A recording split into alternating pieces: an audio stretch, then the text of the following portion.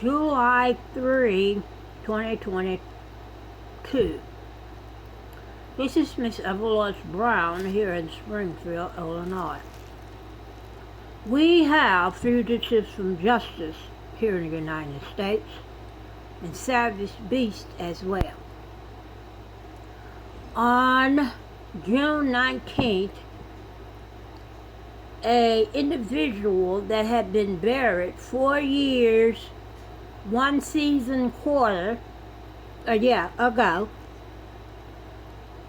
was dug up without court permission and funeralized again.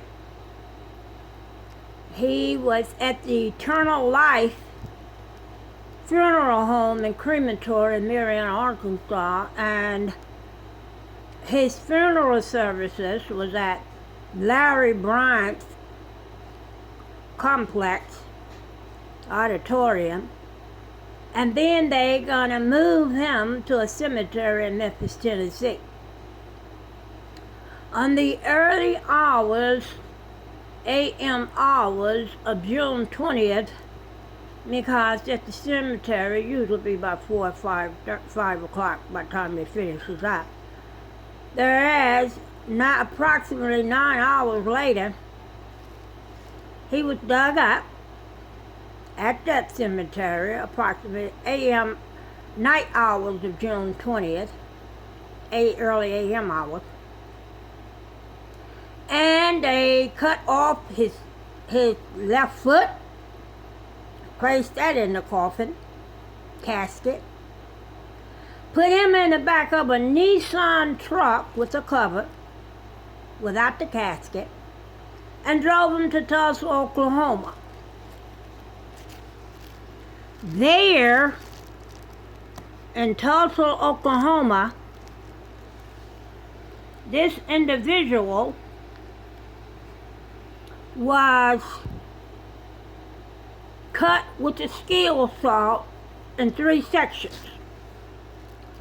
One, the first section, starts here in the upper shoulder and cuts across through the heart, through the other shoulder.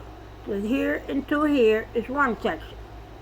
Then 1 inch above the navel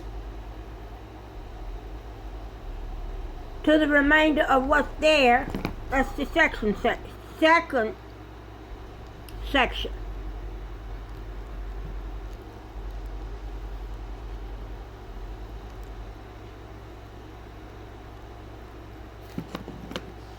So you have the first section from here up, then from here down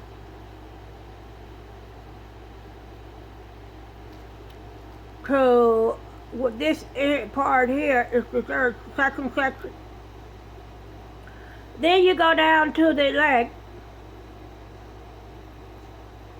which will be above the knee and down. This is the third section. Here, that's the third section. That's 3 parts. Well, you got the head through the heart, first section, then here down to right in here, to above here, it's the second section, and then from the above the knee down, it's the third section. Then they asked, one dumbass Indian asked the other, now what I did? They said, place him in the retort. So they put him in the retort and they incinerated him. They cremated him. People, September 2, 2021, Nancy, the one sibling sister to the Walmart clan, died. September 7th, she was dug up, and the thieves took her wherever they wanted to go, and they have sex with her and dances for her. The life you live is the life we talk about. If you don't live a dehumanizing life, you don't have these occurrences to worry with. So thereas, he said he's sick of Nancy.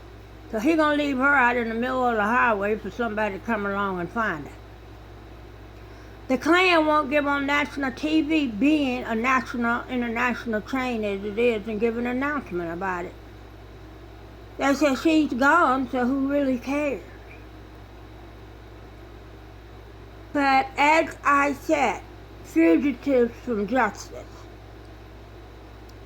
The white man made these laws, and you brought your slaves here, thereas it is your authority to control it and enforce it.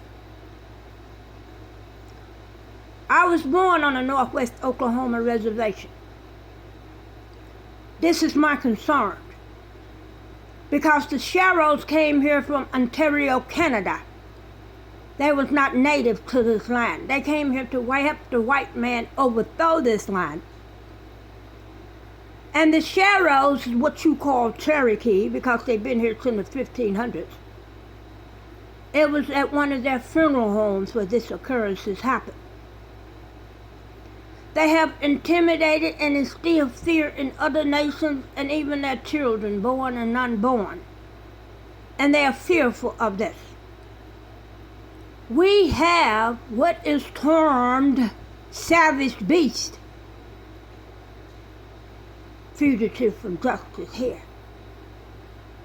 that we are now trying to enforce law with, but we know that death must happen because they don't want law enforcement, and private citizens, civilian citizens are accepting their monthly allotment of $3,600 is what they receive, and some receive over $5,000 to hide them in their dwellings, because there was 29 individuals raping a dead 11-year-old child.